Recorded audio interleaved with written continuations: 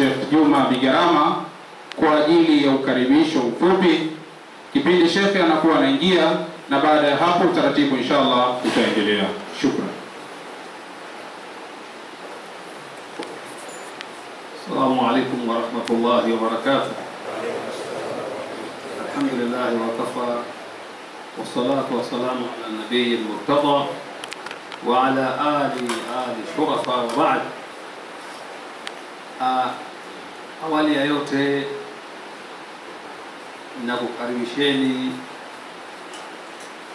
viongozi wote wa Jamaat Ansar Sunna kwa kupiga suta katika ukumbi huu wa Ifa. Pia nawakaribisha waandishi wa habari, wanavyuo waliohudhuria na baadhi ya Waislamu waliokuja kumsikiliza amiri. Nasema karibuni sana katika ukumbi huu ili muweze kupata maelekezo, na hasa viongozi wa Jamaat Ansar Sunna mkoa wa Dar es Salaam, kwa naongoza mimi na wale wa wilaya, mkoa na kata, mje msikilize maelezo ya Mheshimiwa Amiri juu ya yale ambayo atakuwa anakuelekezeni. Karibuni sana wa shukran, jazakumullah khair. Shukran sana Amiri mkoa wa Dar es Salaam. Lakini pia napenda kutambua uwepo wa Amiri wa mkoa wa Singida, Sheikh Yahya Muhammad Ibrahim. Shukran sana Sheikh kwa kuweza kufunga safari na kuweza kuja kumsikiliza Amiri, lakini Sheikh wetu wa taifa, kwa ajili ya kupata maelekezo. Ndugu tuliohudhuria hapa, viongozi pamoja na wanachuo na waandishi wa habari, nipende kuwakumbusha tu anwani ya kikao chetu cha leo inayosomeka kwa umuhimu wa amani, utulivu na mshikamano kuelekea uchaguzi mkuu mwaka huu Oktoba 2025.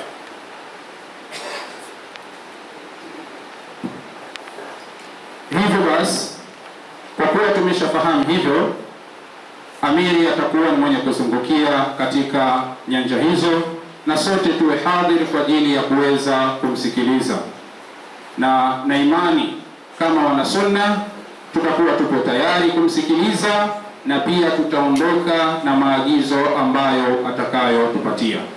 Basi katibu, ni kuombe kumruhusu Amiri kuweza kuingia ukumbini.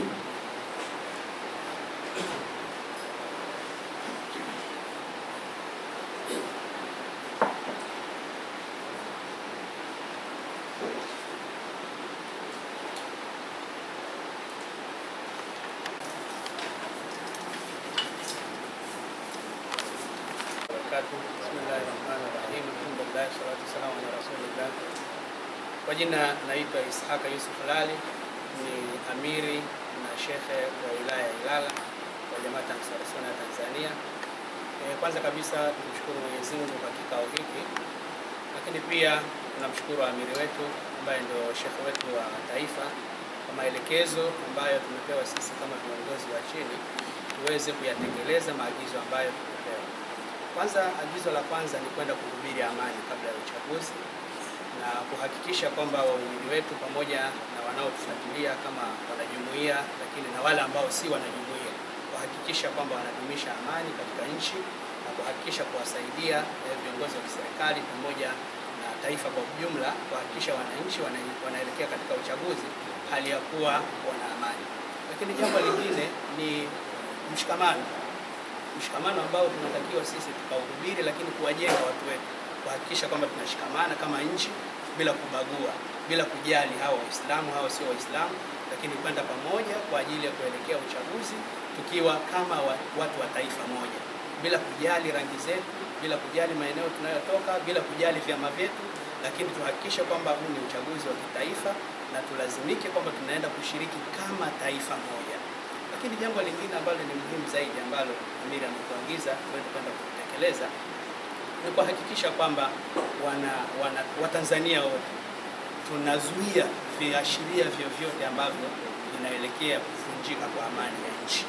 Kwa hiyo sisi kama viongozi wa jumuiya hii, amani ndiyo sera yetu na ndiyo tunayohubiri wakati wote. Kwa hiyo tutahakikisha na tunatekeleza maagizo ya kiongozi wetu mkuu kuhakikisha kwamba amani ya nchi ipo, lakini uchaguzi tunaenda kufanya kama taifa, kwa sababu uchaguzi unafanyika baada ya miaka mitano mara moja, lakini kuna maisha baada ya miaka mitano. Kwa hiyo uchaguzi usitufanye sisi kutugawa kama taifa, tukawa ni watu ambao hatuelewani, tunagombana, lakini uchaguzi utafanyika siku moja. Baada ya uchaguzi maisha yataendelea. Sasa yale maisha ambayo tutaendelea nayo, tuhakikisha kwamba tuna mshikamano, tuna amani na utulivu na usalama wa nchi.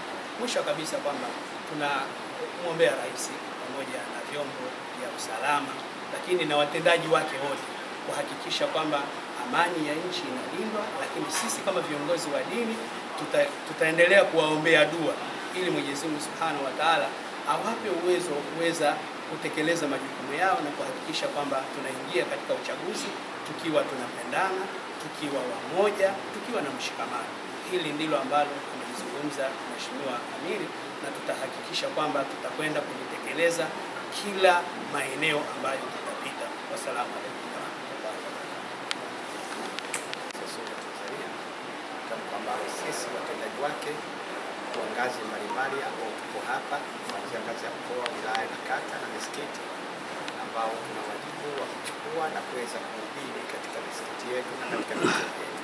Kimsingi, amani ya nchi italindwa na kudumisha na viongozi wa dini, kwa sababu sehemu kubwa viongozi wa dini ni wasaidizi wa serikali, kwa sababu wanadamu wanapofundishwa hofu kwa Mungu wake, basi wanawarahisishia viongozi wa kiserikali kumtawala mwanadamu. Mwanadamu anapokosa imani ya dini yake, ni ngumu sana kufundishwa tena itikadi zingine ambazo hazina hofu katika mwanadamu. Kwa hiyo sisi tunapohubiri dini, tunahubiri hofu ya Mungu ili kurahisisha serikali iweze kuwatawala wale wanadamu na kuweza kuwafundisha. Kwa hiyo sisi tuko hapa ni wadau wa amani, kama shekhe wetu, shekhe mkuu wa jumuiya yetu ya Ansar Sunna Tanzania alivyokuwa anatukumbusha amani. Kilikuwa ndio kitu cha kwanza ambacho Nabii Ibrahimu alikiomba kabla ya chakula. Aliomba kwanza kuwe na amani, alafu chakula ndio kifuate. Sehemu ambayo haina amani, basi sehemu hiyo hakuna riziki wala hakuna faida ya chakula wala hakuna uwezekano wa watu kuwa na chakula na kila kitu. Kwa hiyo amani inatakiwa kiwe kitu kipaumbele. Kwa hiyo sisi kama jumuiya ya Ansar Sunna Tanzania tunategemea kwamba Watanzania tutadumisha amani, viongozi wa kisiasa wa kada mbalimbali wataihubiri amani ili endelee nchi yetu kuwa na mshikamano, haya mambo yafanyike. Kama kusingelikuwa na amani, kusingekuwa na utulivu, hakuna ibada, hakuna kazi, hakuna maisha. Wenzetu tunaona wa nchi mbalimbali, Palestina na nchi zingine, sasa hivi wako wapi? Wasipokusanyika kama hivyo, wakasikiliza hotuba, wakapendana, wakaenda kuswali na hivyo wanaswali magogo kule na hivyo. Kwa hiyo hata Mungu mwenyewe aabudiwe vizuri sehemu ambapo hakuna amani. Kwa hiyo ni wajibu wetu kuhubiri amani, kwa sababu kuwepo amani ndio tutafanya ibada, tutauza kanuni na tutafanya shughuli mbalimbali za kimaendeleo. Kwa hiyo ni jukumu yetu sisi kama viongozi kubeba na kufikisha sehemu na kuwaambia wenzetu umuhimu wa kudumisha amani kwa ajili ya maendeleo ya nchi yetu. Kwa hiyo shukrani sana.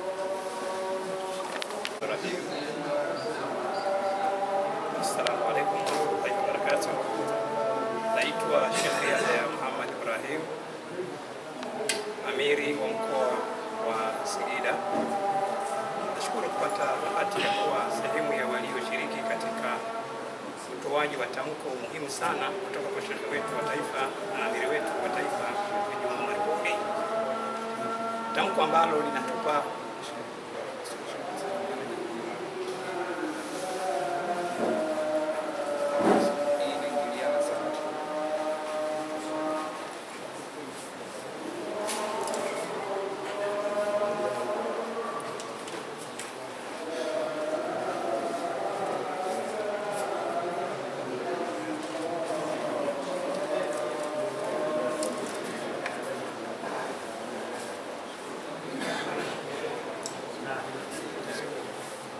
Bismillahirrahmanirrahim.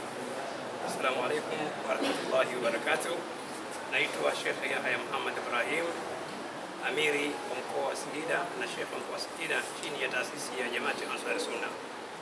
Awali ya yote kwanza namshukuru Mwenyezi Mungu kuniwezesha kuwa sehemu ya waliopata bahati kuwa pamoja na Sheikh wetu wa taifa na amiri wetu wa taifa Sheikh Omar Jumapoli katika kipindi hiki cha kutoa tamko ambalo ndio maelekezo au ndio mwelekeo wa shughuli zetu kama watendaji wake katika mikoa tunakotoka.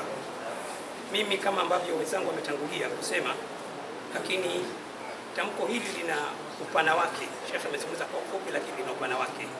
Hakuna mtu asiyefahamu nini maana ya amani, lakini kwa ufupi sana ni kwamba Waislamu asili yetu ya salamu, asili yetu ya maamkizi, natumia neno assalamu alaikum. Tafsiri ya haya maneno linaonyesha wazi kwamba Uislamu kwanza unaanza kuitambua amani kabla kitu kingine chochote. Na kwa hivyo haya yaliyoongelewa na mheshimiwa amiri wetu yanaakisi maana halisi ya dini ya Kiislamu. Dini ya Kiislamu inaishi kwa kuzingatia amani. Na sisi kama viongozi tunatoa ahadi ya kwamba tumeyapokea. Lakini zaidi ya kuyapokea, tuna majukumu mengi kama viongozi wake, kama watendaji wake. Kwanza, ili kuipata hii amani, lazima pia tushiriki kuwaweka watu wanaoweza kuitunza hii amani katika madaraka. Sababu kuna shida ya baadhi ya watu kutoona muhimu wa kuwachagua viongozi ambao wanaweza kuilinda hii amani. Kwa hiyo pia tutasitiziana kwamba watu kwanza wajiandikishe, lakini pia waingie kwenye daftari ya uboreshwaji wa wapiga kura, lakini 4 washiriki kuwachagua hawa viongozi ambao sisi tutaamini kwamba ndio tutakayetunza hii amani. Otherwise kama tukiwa nje ya huo utaratibu, maana yake tutawekewa wale viongozi ambao wanaweza kuharibu hii amani. Lakini nasema kwamba tunashukuru sana kuipata hiyo hotuba.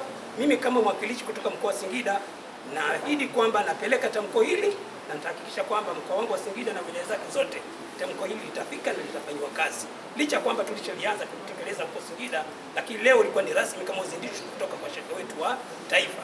Kwa hiyo inshallah, kwa haya machache niseme sote tulioko hapa naamini kwamba tumelipokea na tutakwenda kulifanyia kazi. Kwa haya machache inshallah Mwenyezi Mungu atuafikishe tamko hili tulifikishe kwa amani na utulivu kama ambavyo amiri wetu ameweza kulitamka mbele yetu. Shukrani. Viongozi wa mkoa, wilaya na kata, lakini pia tuongea na waandishi wa habari na wafunzi wa vyuo. Kikao chetu kimemalizika sana, alhamdulillah. Na kushukuruni kuonyesha Mwenyezi Mungu akupeni kila kheri na utakieni salama majumbani mwenu. Shukran, wassalamu alaikum warahmatullahi wabarakatuh.